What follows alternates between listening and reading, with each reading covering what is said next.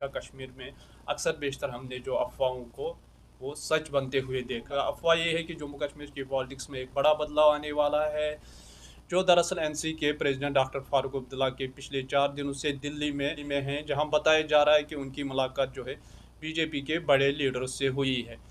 फारूक अब्दुल्ला और बीजेपी के दरमियान चलने वाली जो मुलाकातों ने एक नए सवालात को भी जन्म दिया है। क्या नेशनल कॉन्फ्रेंस और बीजेपी एक नए सियासी अलाइनमेंट की तरफ जो है बढ़ रहे हैं?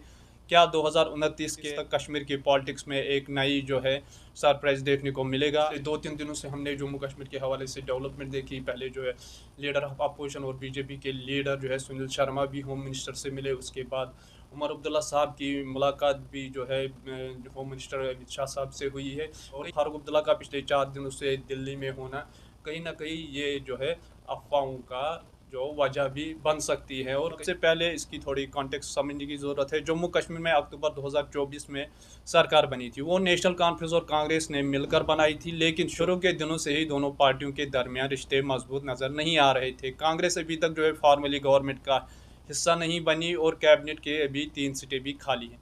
अब एक न्यूज़ रिपोर्ट ने एक सोर्सों का हवाला देते हुए बताया है कि फारूक अब्दुल्ला पिछले 4 दिनों से दिल्ली में है, जहां उनकी मुलाकात जो है बीजेपी की टॉप लीडरशिप से हुई है। सोर्सों का ये भी कहना है कि फारूक अब्दुल्ला ने पहले खुद बीजेपी के लीडर से मुलाकात की और बाद में उन्होंने जो है अपने बेटे यानी जम्मू कश्मीर के चीफ मिनिस्टर उमर अब्दुल्ला की मुलाकात भी करवाई होम मिनिस्टर से। अब सवाल ये है कि ये मीटिंग किस चीज़ के हवाले से हो रही है? क्या एनसी बीजेपी किसी एलायंस या म्यूचुअल अंडरस्टैंडिंग की तरफ बढ़ रही है? अगर हम रीसेंट पॉलिटिकल ट्रेंड देखें तो एनसी का जो सबसे बड़ा मकसद है वो स्टेटहुड को रिस्टोरेशन को लेके है, जो उनके इलेक्शन मैनिफेस्टो का हिस्सा भी है। बीजेपी के साथ अगर किसी भी लेवल पर जो है उनकी अंडरस्टैंडिंग होती है तो हो सकता है कि स्टेटहुड के हवाले से कोई रोड मैप जो है वो सामने आए। लेकिन बीजेपी के लिए ये एलायंस क्यों फ़ायदेमंद हो सकता है, ये भी सोचने की बात होगी। बीजेपी ने 2019 से 2024 के इलेक्शन में कश्मीर में जो है अपनी पॉलिटिकल फुटप्रिंट्स बनाने की कोशिश की, लेकिन अभी तक जो है कोई बड़ा ब्रेक थ्रू उनको नहीं मिला है। अगर एनसी उनके साथ किसी भी डील का हिस्सा बनती है तो बीजेपी के लिए एक मेजर पॉलिटिकल गेन हो सकता है। लेकिन अगर एनसी और बीजेपी के दरमियान ये बात पक्की होती है तो कांग्रेस के लिए ये एक सेटबैक होगा। कांग्रेस के लिए ये भी मुश्किल होगा कि वो अपनी जम्मू बेस्ड पॉलिटिक्स को मेंटेन करे, क्योंकि अगर हम बात करेंगे एनसी का बीजेपी के साथ जाना उनके लिए एक जो बड़ा पॉलिटिकल चैलेंज बन सकता है। दूसरी तरफ अगर हम बात करेंगे बीजेपी और एनसी के दरमियान अगर कोई अरेंजमेंट होता है तो ये कश्मीरी पॉलिटिक्स के लिए अच्छा होगा या नहीं, ये भी बड़ा सवाल है।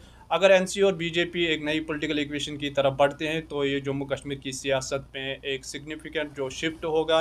लेकिन ये भी ज़रूरी है कि कश्मीरी अवाम को क्या मिलेगा।